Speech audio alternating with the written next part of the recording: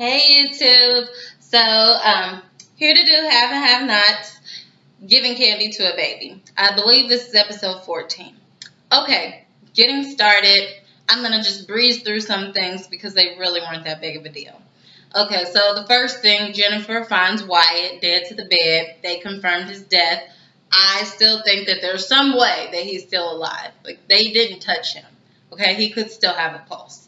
But whatever the case, she finds out, she feels bad because she gave him the inheritance money and it seems as if he's overdosed, and she feels responsible. And she can't tell this family because they've already lost one kid and she can't even look at them in the face.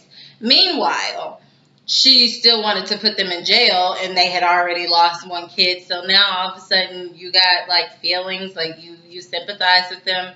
Whatever, Jennifer. So let's table that.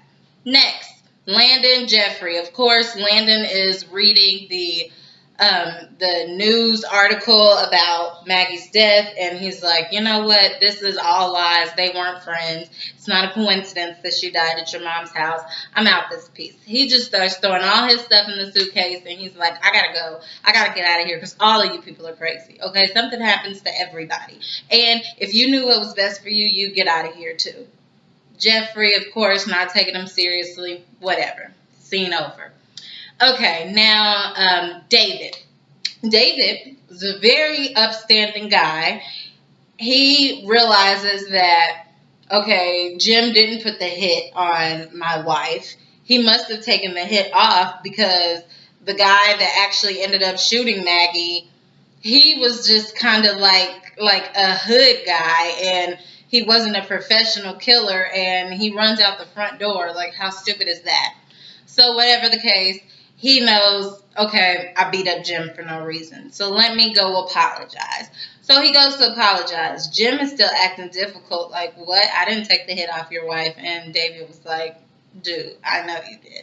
So then Jim says, okay, well, I took the hit off of her because I basically can tell, I can see the look in your eye, I can hear it in your voice. You really love her, you care about her, it's genuine. I don't understand why, but you do.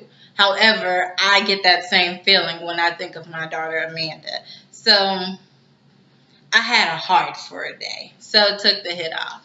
So I was like, oh, that's really good. So whatever the case, then David decides to tell him, hey, you know Maggie Day died. She got murdered. And then he said, murdered? She said, yeah. And then so Jim says, well, did you love her? And I'm thinking, you better not say you loved her because you barely even knew her, okay? You slept with her one time. But so then he says, no, I didn't love her. He said, well, did you sleep with her? No, I didn't sleep with her.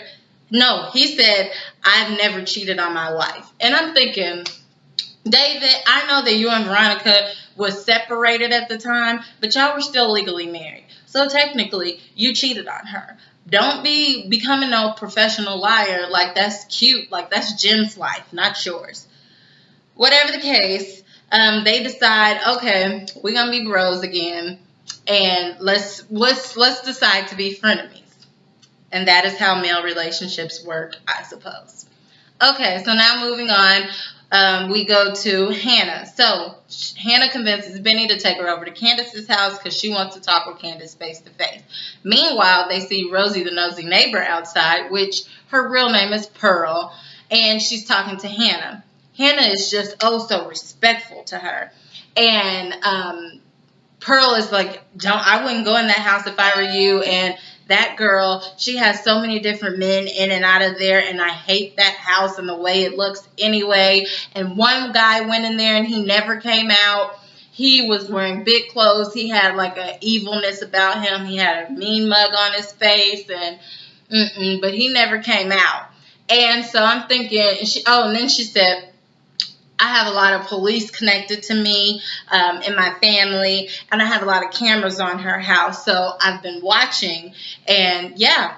And so Hannah's like, oh, well, I know the woman in that house. That's my daughter. And so Pearl was like, I'm so sorry. Hannah was like, yeah, I know. And I'm thinking, Hannah, are you crazy? Like Pearl, first of all, when Pearl was talking, she almost slipped up and said colored, okay? So she already feeling some type of way about black people. And then at the end of the day, Pearl doesn't know Candace. You do. Good or bad, that is your daughter. So with that being said, you should be able to talk about her, but you don't need to let nobody else talk about her. Definitely not a stranger. Whatever the case, then Pearl decides, oh, well, Benny starts getting smart with Pearl for some reason, and then Pearl decides, I'm going to go in the house and I'm going to get this picture of, as we know, Quincy, but she's saying the guy so you can see who it is. And so then Hannah says, okay, I'll just be waiting. And then Pearl says, and who's that guy? She said, oh, that's my son. So Pearl like rushes away frantically because in her mind she's thinking, dang, like you raised this one, this wild, disrespectful dude, and then that crazy girl in the house, like you gotta be crazy. So Pearl just leaves. Hannah goes to Candace's door. Candace opens the door and Hannah is confronting her and she's like, where's my grandson? And blah, blah, blah, blah, blah. And Candace lies and she says, oh, he's with a foster family. He's with a pastor. It's going to be fine. It's just temporarily. And then Hannah's saying, well, what's going on in there? And, you know, this neighbor across the street, she knows this, and that. She has cameras on your house. She basically described Quincy to me and told me he never came out. And then so, I mean, Candace is unbothered. She's just like, nope, that's a lie. That's a lie. I don't know where she got that from. So whatever, they decide to leave.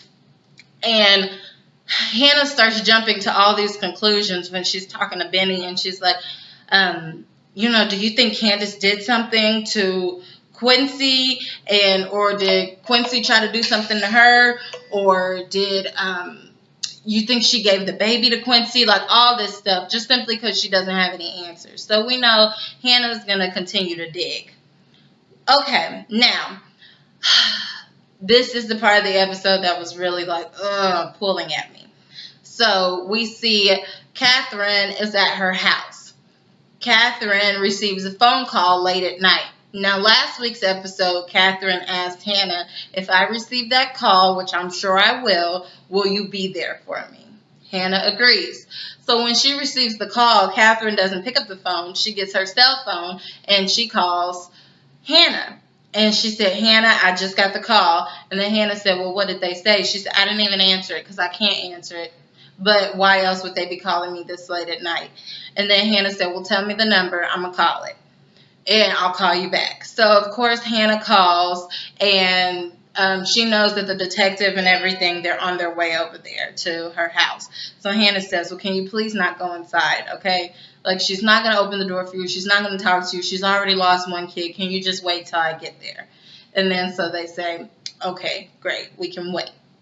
Okay, well, in the meantime, we see that Benny has met up with Veronica. And he's meeting up with Veronica because he's telling her, you need to get in contact with your husband because he's done something to my phones. If you guys remember, David had transferred all of the calls that were coming to Benny's tow truck company. He transferred them to another place. So Benny has been losing out on a lot of business.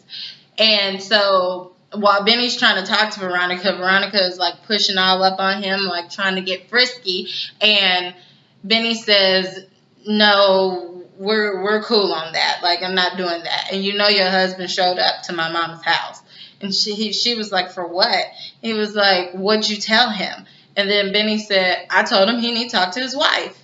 But you need to talk to him. And this, between me and you, this is over. This is done with. She said, excuse me? He said, no, I'm dead serious. I just need you to talk to your husband. Like, we're not going to that point. So then she feels like neglected, like disrespected. Like, I can't believe you turned down a woman of my stature. He was like, well, you doing all this to make your husband jealous, then, like, that's stupid. That's pointless.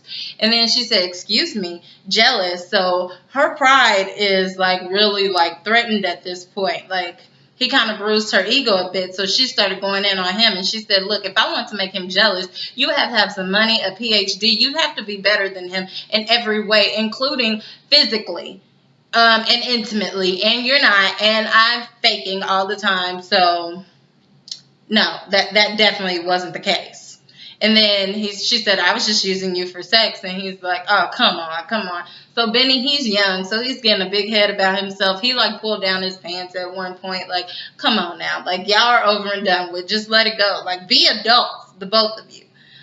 Whatever the case, she's going to be mad, and I'm sure she'll try to retaliate against Benny some type of way. Okay, now going back to Hannah and Catherine. So Hannah shows up to Catherine's house, and the head detective is standing outside.